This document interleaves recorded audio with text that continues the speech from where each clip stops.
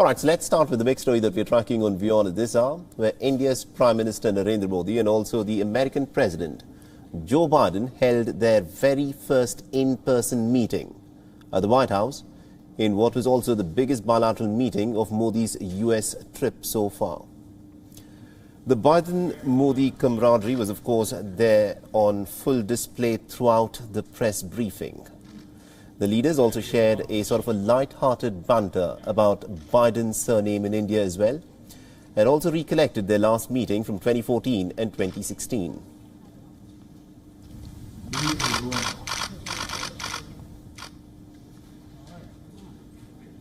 And obviously, because of the COVID-19 pandemic, there was no bear hug that has been associated with the new diplomacy that Prime Minister Modi has brought about. And apart from the light-hearted moments, the leaders spoke about their appreciation for each other and also the strong relationship between India and America.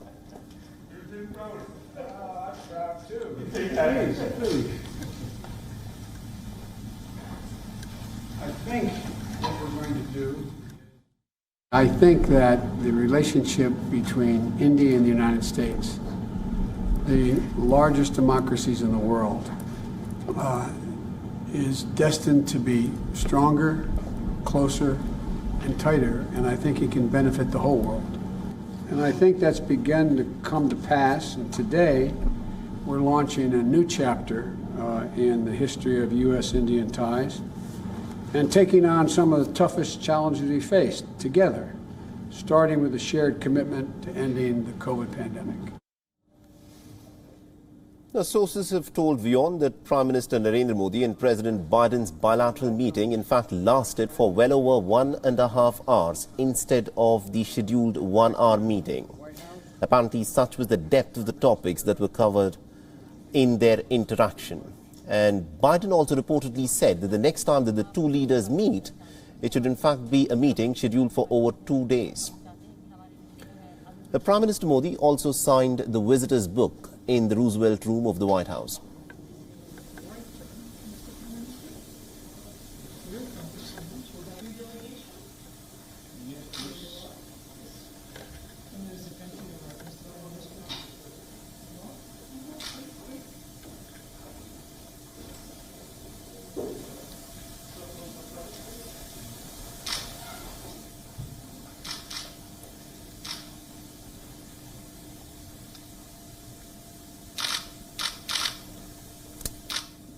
All right, so that was the Indian Prime Minister signing the visitor's book in the Roosevelt Room in the White House. Now, on the agenda were three main critical issues. One, of course, was the COVID-19 pandemic. Another was the pressing issue of climate crises. And another was Quad. The shared interests and also the common goals of both the nations are expected to be further enhanced after this important bilateral meeting between the two leaders. Bharat और America के बीच trade का अपना महत्व है और इस दशक में ट्रेड के क्षेत्र में भी हम एक दूसरे को काफी पूरक हो सकते हैं। बहुत सी चीजें हैं जो अमेरिका के पास है, जो भारत को जरूरत है। बहुत सी चीजें भारत के पास है जो अमेरिका के काम आ सकती हैं। तो ट्रेड भी इस दशक का एक बहुत बड़ा क्षेत्र रहेगा। And also in a tweet after the bilateral meeting, Prime Minister Modi called the meeting as outstanding. He tweeted, and I quote him here, "I had an outstanding meeting with President Biden. His leadership on critical global issues is in fact commendable. We discussed how India and the United States will further scale up cooperation in different spheres and will work together to overcome the key challenges like COVID-19 and also climate change."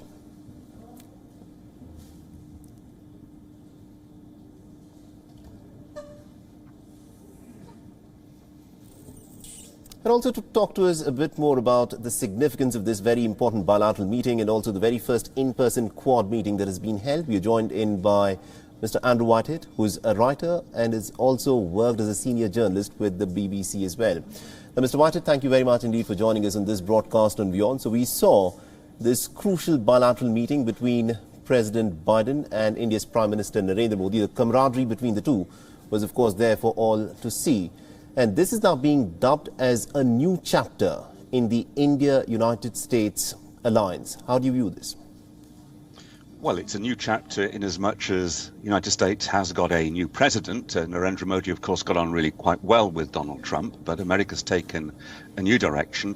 And this was particularly about establishing a good rapport between Mr. Modi and President Biden.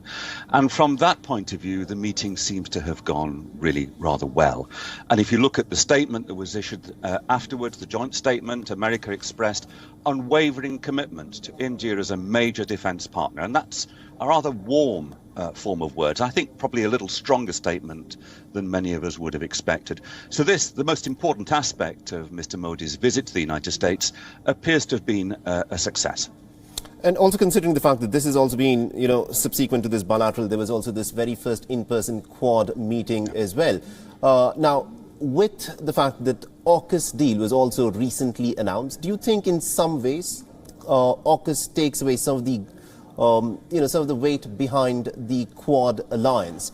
Because AUKUS appears to be a more focused approach on taking on China, while although Quad says a lot of nice, important things, it lacks the focus that AUKUS has. I think there's some truth in that. I thought the timing of the AUKUS announcement just a week or two before the first in-person Quad summit meeting was a little strange. And AUKUS, it clearly is a really very important security initiative, and it is about China and trying to respond to a more assertive Chinese policy in Taiwan, Hong Kong and across the region. And that does suggest that the Quad is not going to have much of a security aspect. There's a great deal of scope for cooperation, and the Quad statement talked about coordination of policy in Afghanistan, making sure that Afghanistan doesn't become a base of terror. It talked about the importance of re-establishing democracy at an early date in Myanmar. But what we don't really have a sense of, I don't think, is how the Quad is going to actually seek to implement the decisions that it's made. Is it a talking shop, or is it something a little bit more than that? Absolutely indeed. Now, every time the UNGA comes up, one of the issues that India brings up is that the United Nations needs a bit of reform, especially the Security Council, because the United Nations Security Council and the permanent 5 members represent a reality that existed post the Second World War. India, of course, wants some reform on that front. The Americans have said that they support this, but under President Biden, do you think this will, of course, be taken up and taken forward?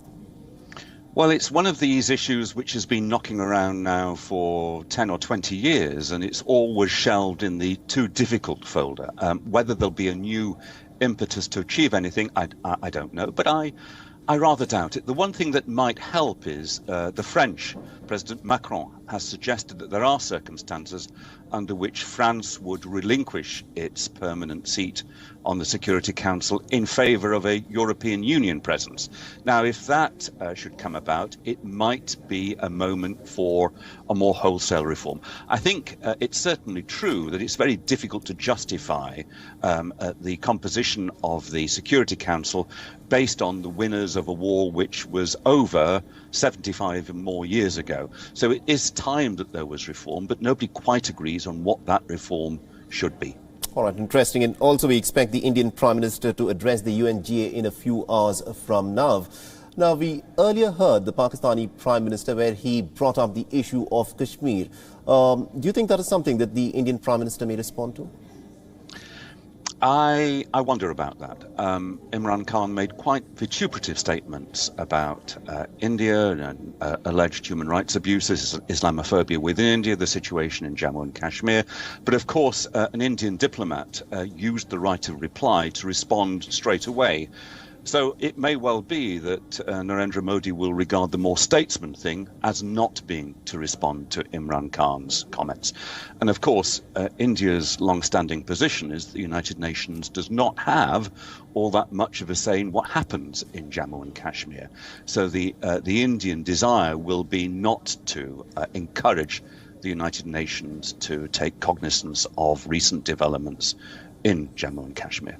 All right, we'll have to leave it there. Thank you very much indeed, Mr. Andrew Whitehead, for joining us and giving us all those insights there.